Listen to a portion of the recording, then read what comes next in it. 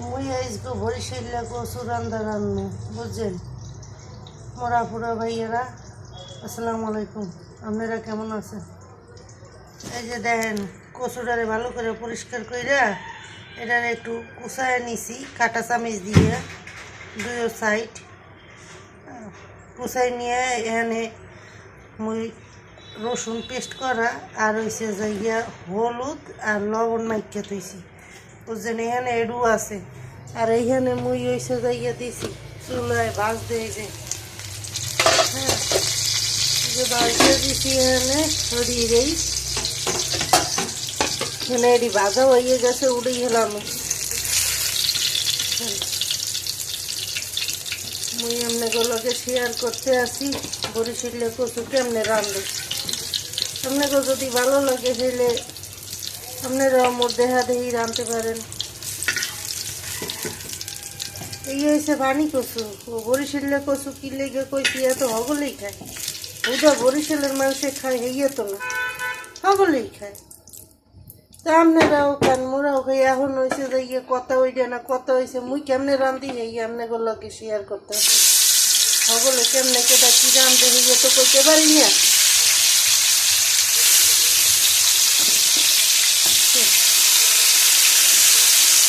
মই যেমনি রাঁধি হইয়া আপনাগুলোকে শেয়ার করি।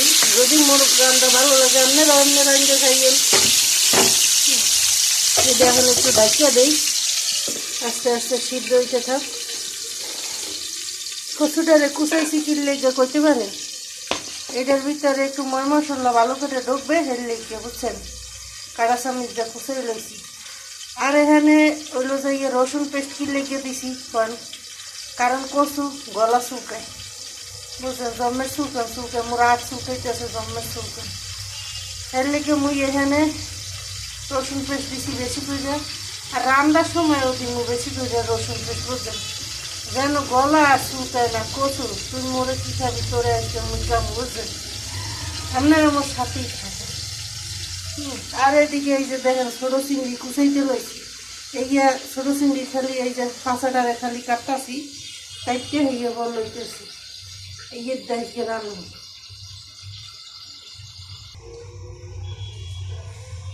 এই যে এগুলো ভাজা হয়ে গেছে। এখন মুই এখানে এই যে ছোটো চিংড়ি মাছ কুটতে থুইছিলাম হইয়া দিব।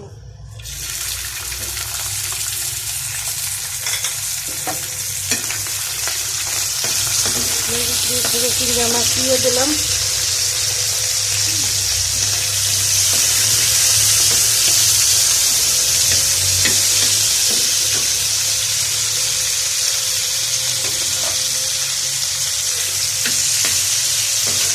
মাছটা একটু ভাজা হয়ে গেছে, ওখানে এটার ভিতরে পেঁয়াজ দিয়ে দিই।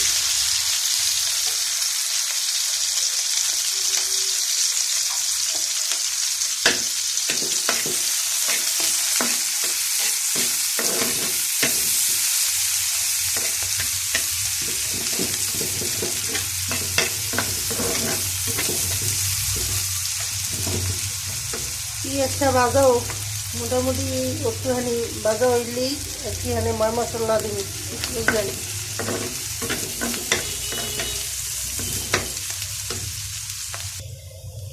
পেঁয়াজ ভাজা হয়ে গেছে। এখানে আমি নারকেল পেস্ট করা, তারপরে হচ্ছে রসুন পেস্ট, জিরার গুঁড়া আর হচ্ছে হলুদের গুঁড়া, স্বাদ মতন লবণ দিয়ে দিচ্ছি।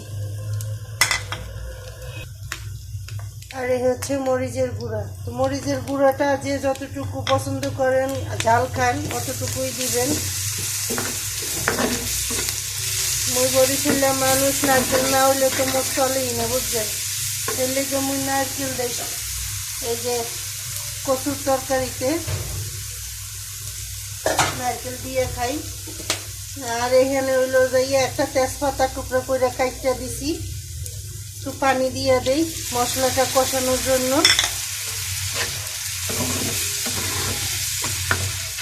নারিকেল দিছি হের লেগে মুই এই যে তেজপাতা দিছি বুঝছেন, দিল লেগিয়া আজানের টাইমে মোবাইলটারে একটু পুশ করে রাখছিলাম বুঝলেন। এখন হইলো যাইয়া কইতেছিলাম যেটা এই যে তেজপাতা, যেহেতু নারকেল দিছি এর লেগে তেজপাতাটা দিছি।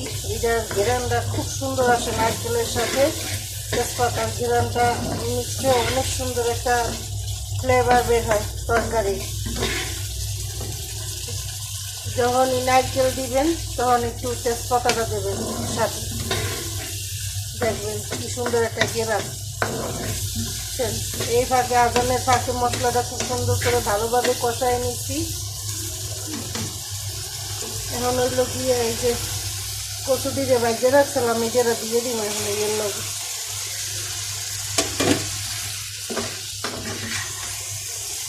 যেহেতু কচু মোর ভাজাই আছে এখন আর কষান টষান লাগবে না, একবারে পানি দিয়ে দিব ডাইরেক্ট। ভালো ভেজে লইছিলাম কচুটা, পানি দিয়ে এখন আর কষান টষান লাগবে না। আর মশলাটারেও কষাইছি। ও এর ভাই আবার কাঁচামরিচ দিয়ে দেখালাম, এখন দেশে যে এর ভাই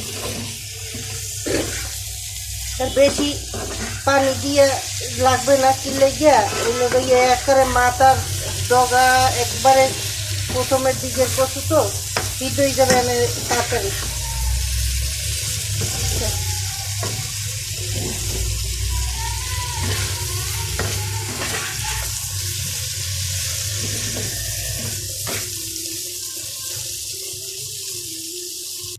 এই যে পানি দিয়ে দিছি, এইটি সিদ্ধ হয়ে যাবে না বুঝছেন।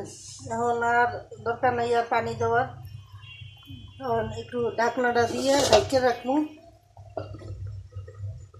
ঢেকে রাখলে একটু আঁচটা কমাই দিব চুলার, সিদ্ধ হয়ে যাবে আস্তে আস্তে।